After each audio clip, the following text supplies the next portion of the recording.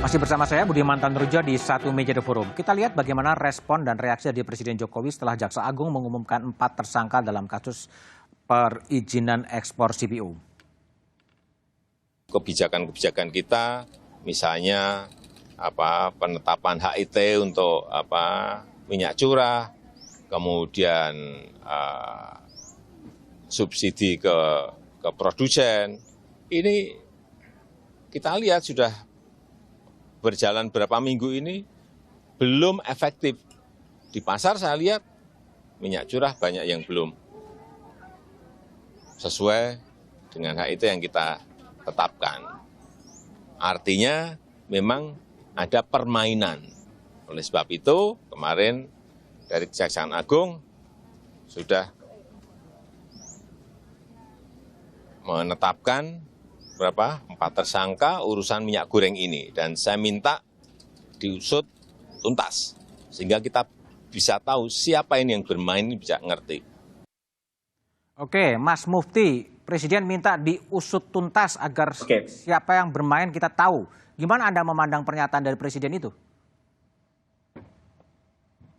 Ya, jadi saya sepakat bahwa momentum kejaksaan menetapkan 4 tersangka ini jadi momentum bersih-bersih sampai ke akar-akarnya. Saya setuju bahwa asas praduga tidak bersalah menjadi prioritas utama, tapi harapan kami ini agar kemudian dugaan-dugaan asumsi-asumsi yang ada di publik melalui pernyataan dari Pak Jaksa Agung ini kemudian kalau memang benar ya dilanjutkan, kalau perlu dituntaskan sampai akar-akarnya, bukan hanya sekedar tadi saya bilang bahwa klasteri, tapi sampai ke kemudian pengambil kebijakannya, stakeholdernya, yang kemudian ketika ini tidak benar, maka perlu di recovery, diperbaikin nama mereka ini, Pak, begitu. Karena yang penting juga karena pengusaha, saya setuju apa yang disampaikan oleh Pak Hardayadi Sukamdhani untuk bagaimana iklim pengusaha ini untuk tetap dijaga agar kepercayaan mereka untuk bagaimana menyediakan minyak goreng yang di tengah-tengah masyarakat bisa terus terlaksana begitu. Tapi sekali lagi harapan kami bahwa mafia ini perlu diungkap tuntas. Betul ada tidak mafia ini. Terus kemudian ketika tidak ada apa yang menjadi penyebab kelangkaan di lapangan selama ini begitu. Maka harapan kami ini perlu dijawab karena sebagai bagian dari upaya kita ke depan untuk bisa jadi pembelajaran terhadap pola-pola pengambilan kebijakan begitu. Oke, Bung Faisal. Jadi Presiden sudah mengatakan usut tuntas agar siapapun yang bermain kemudian terungkap kebukan. Cukup perintah itu? Saya takut Pak Presiden ini kurang informasi. Maksud saya begini. Oke, Pak Presiden kan mengeluh mengapa perintahnya dalam tanda petik tidak jalan. Mengapa masih langka. Gitu. Padahal yang salah kebijakannya menetapkan HET 14.000 untuk curah. Ya tidak ada yang mau beli 14.000 itu. Nah dicari siapa yang salah. Oh yang salah kebijakannya. Gimana kalau begitu? Nah Pak Jaksa Agung jadi pusing kan ditargetkan begitu-begitu. Oh cari yang ini barangkali ini. Yang kena? Sekedar bukti sudah bekerja sesuai dengan. Sekedar bukti udah bekerja? Instruksi Presiden begitu. Tapi apakah harus cukup di situ aja? Harusnya tidak, kan duduk perkarakan jelas, didiagnosis secara jelas, karena ini kan jadi isunya bisa jadi liar, ada tuduhan kartel lah, itu mengerikan loh Mas. Tuduhan kartel, tuduhan mafia. Kalau saya dulu kan pernah cari mafia migas kan ketemu. Modus operandinya siapa, aliran dananya kemana, ketemu itu. Kalau ini belum sampai ke mafia ya? Kalau saya lihat sih 4 tersangka isu ini. Kalau betul-betul ada uang pelicin, ya kasus korupsi biasa. Korupsi biasa, uang suap biasa ya? Ya. Oke, Mas Edi Priyono, jadi kalau KSP ini akan mengawal perintah dari Presiden agar, tadi ya 2 perintahnya kan, bahwa urusan minyak goreng selesai, tapi juga para pemain-pemain yang disebutkan oleh mafia itu kemudian terungkap semua. Gimana KSP akan memerankan diri dalam posisi itu Mas Edi? Kalau tentang itu kan sudah di ranah hukum ya. Yang kita mengawal itu ya kebijakan yang sekarang. Ya. Dan kebijakan yang sekarang kan minyak goreng curah, kebijakannya HET-nya adalah 14.000. Ya. Kita kawal itu begitu jalan dengan baik atau tidak. Dan kita sedang proses monitor dan kita berkoordinasi dengan Kementerian Perindustrian. Karena sekarang ini kan yang pegang peranan besar kan Kementerian Perindustrian, bukan Kementerian Perdagangan, dan juga dengan Satgas Pangan Polri ya, kita bekerjasama. Dan kita udah datang ke beberapa daerah 2 minggu yang lalu, ke daerah di Jawa Tengah. Sekarang saya sedang di lapangan dengan tim ya di Jawa Barat. Jadi itu yang kita kawal. Kalau yang masalah apa ya, dugaan pelanggaran hukum termasuk yang disebut mafia dan sebagainya ya diusut sesuai dengan prosedur penegakan hukumnya, termasuk dugaan kartel yang itu kan ranahnya KPPU ya. Bang Faisal kalau nggak salah pernah dulu di KPPU kan.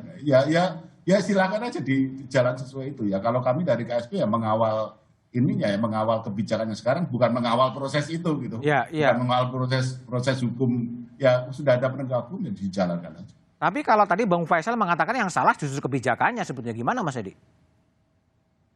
Bisa ya, bisa tidak. Justru kita ingin tahu kan, kita memonitor di lapangan ya. Kadang mungkin kalau yang sekarang kan desain kebijakannya kan begini. Jadi sekarang pemerintah itu kan ingin supaya ada alternatif buat masyarakat. Karena apa? Karena harga minyak goreng kemasan dilepas ke harga keekonomian kan, ya. Nah, pemerintah ingin masyarakat punya alternatif, yaitu dengan bisa membeli minyak goreng curah dengan harga yang lebih murah dari harga keekonomian, yaitu 14.000, karena harga keekonomiannya udah mungkin 19 sampai 20.000 per liter. Nah, supaya produsen tidak rugi karena dipaksa dalam tanda kutip menjual dengan harga 14.000, maka diberikan subsidi, dananya diambil dari BPDPKS gitu kan. Nah, ini berjalan dengan baik atau tidak, itu yang kita monitor. Tapi kapan gejolak minyak goreng ini bisa akan selesai menjelang Lebaran?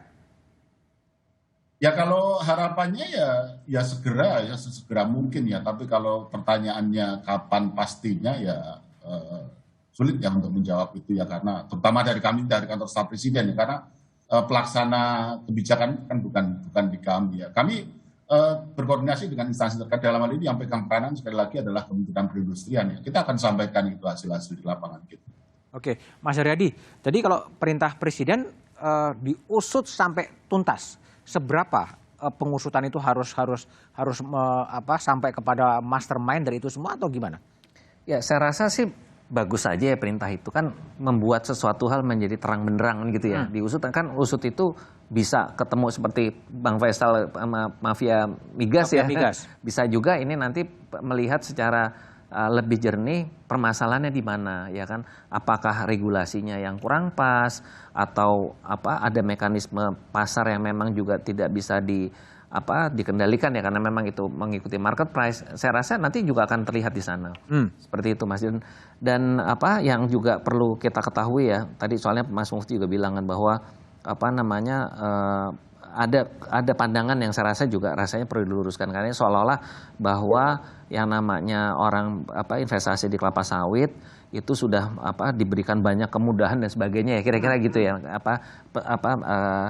message-nya seperti itu, bahwa narasinya semuanya itu dimanjakan dan sebagainya. Menurut saya juga nggak begitu juga. Gitu. Nggak begitu juga. Ini perjalanan kelapa sawit ini, kalau tidak zamannya Presiden Soeharto zaman dulu memberikan afirmatif untuk ini, nggak jadi Mas. Nggak jadi juga. Ini kalau kita lihat ya, jadi jangan dilihat hari ini wah seolah-olah ini enggak juga, dari waktu pas zamannya Orde Baru itu kan memang Presiden memberikan keberpihakan yang sangat luar biasa untuk supaya ini jadi gitu loh. Sampai ke perjalanan sampai hari ini. Jadi perpanjangan dan selama perjalanan ini investasi yang ditanamkan itu juga tidak sedikit kan. Bayangkan dia tuh 4 sampai 5 tahun baru dia berproduksi. Ya. Belum lagi masalah-masalah industri sektor ini juga dia harus membayar pajak ekspor loh. Dia bukannya nggak itu, dia harus bayar pajak ekspor, dia harus menyisihkan untuk badan pengelola dana perkebunan kelapa sawit ya kan. Jadi tidak seperti itu. Belum lagi juga biaya produksi, sekarang ini pupuk naik loh Mas, karena masalah Ukraina. Jadi mari kita lihat ini, karena saya harus meluruskan ya, karena jangan sampai juga nanti nih udah dikasih enak-enak ya, nggak juga, semuanya juga nggak, rasanya sih nggak ada yang enak ya, semua juga perjuangan gitu. Oke, tadi bagaimana kemudian pemerintah harus memperbaiki tata kelola agar soal gejolak minyak goreng ini akan bisa segera diselesaikan? Jawabannya setelah jeda berikut ini.